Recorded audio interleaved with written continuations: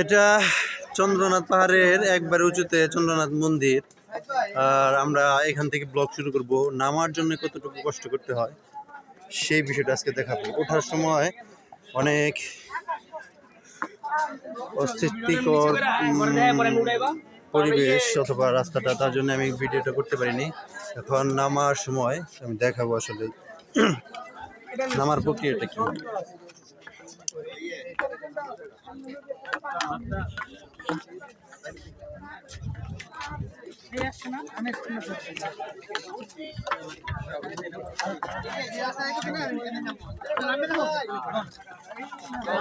যে জায়গা দিয়ে উঠছে সেই জায়গায় যাবো।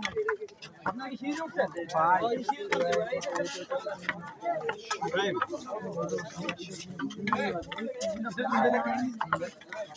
হ্যাঁ নামি নামি রাতে করুন না রে। তোরা তুলি আনি নামি ভাই এদিকে এদিকে এদিকে ক্যামেরাটা কি করো নিচে রাখছো তো কোনো জিনিসের স্বাদ যেমন বলে কাউকে বোঝানো যাবে না, সেরকম সৌন্দর্য এমন একটা জিনিস আমি যতই ব্যাখ্যা করি না কেন এটা তো বলে বোঝানো যাবে না। এটা অবশ্যই আশা লাগবে, নিজ চোখে দেখা লাগবে।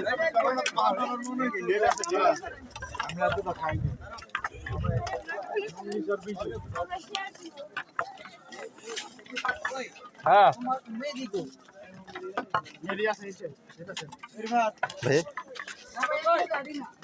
আসো।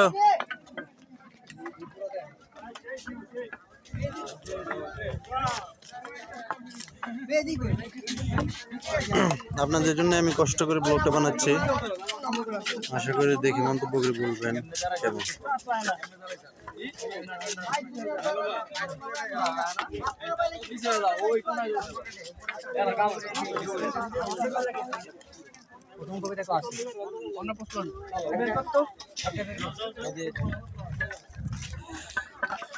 ফোনের ক্যামেরাতে তো দৃশ্যটা সেভাবে ধারণ করা যাবে না, তবু দেখাচ্ছি যতটুকু দেখানো যায়। আর এখানে শুধু লাঠি বাহিনী দেখবেন আসলে, শুধু লাঠি আর লাঠি সকলে হাতে।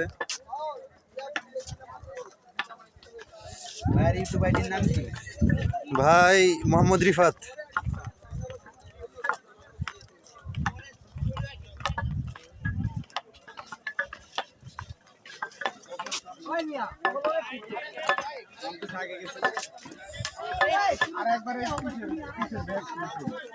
এইভাবে নামাটা অনেক টাফ। হয়তো ক্যামেরায় বাস্তবতা তুলে ধরতে পারবো না, কিন্তু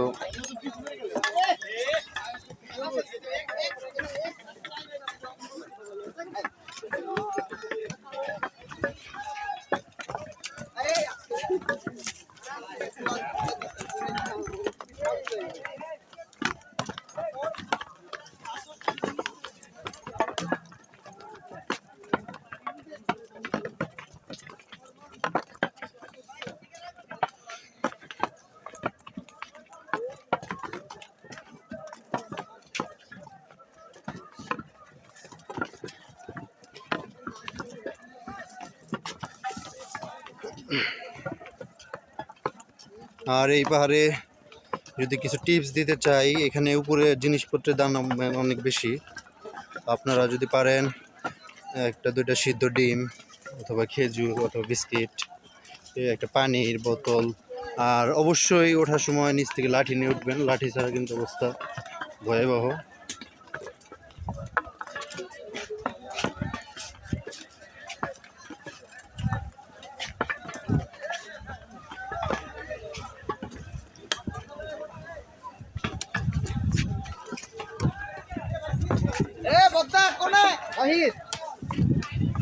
হ্যালো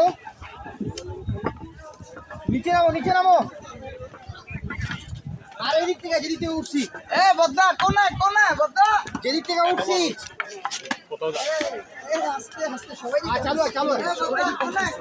কিছু করার নাই, কিছু করার নাই, কেউ না পড়ে যাবে ফালাইছে কাউরে।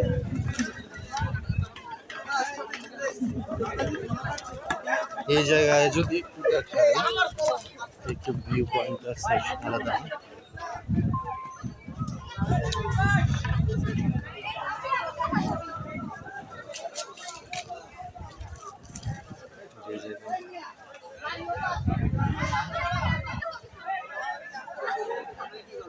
বাইকের জায়গা দিয়ে রাস্তা আছে না ওখান দিয়ে নামা লাগে এই রাস্তা দিয়ে ও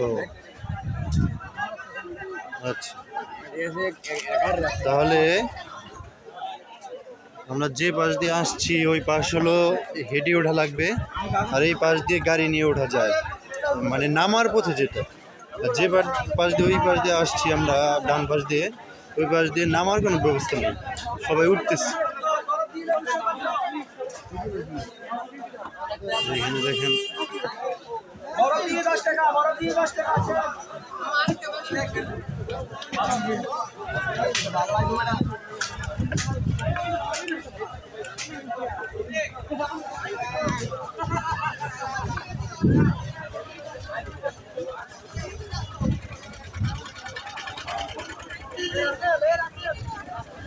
এই যে এখানে ইনস্ট্রাকশন দেওয়া আছে চন্দ্রনাথ মন্দির থেকে সহস্রধারা ঝর্ণা পর্যন্ত 2.5 কিলোমিটার সহস্র ঝর্ণা থেকে সূক্ষ্মধারা ঝর্ণা 1.4 কিলোমিটার এখানে আর কি দেওয়া আছে দেখতে পাচ্ছেন সো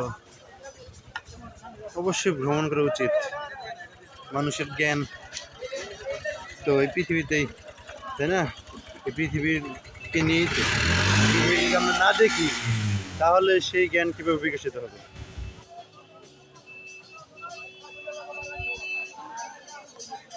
আরেকটা কথা যে এই পাহাড়ে উঠতে কোথাও কোনো ট্যাক্স দিতে হয় না অথবা টিকিট নিতে হয় না শুধু আপনি আসবেন পার্সোনাল খাওয়া দাওয়ার জন্য যা লাগবে আর এই পাশে যদি একটু যাই তাহলে দেখানো যাবে যে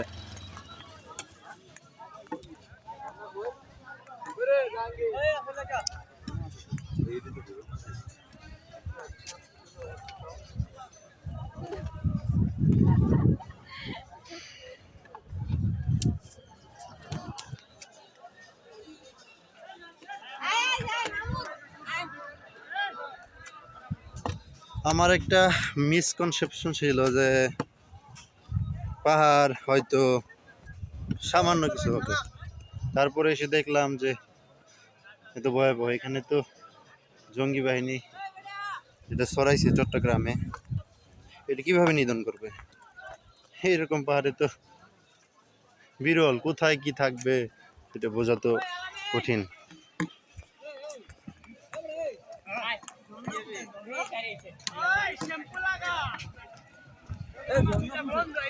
কই কোন জায়গা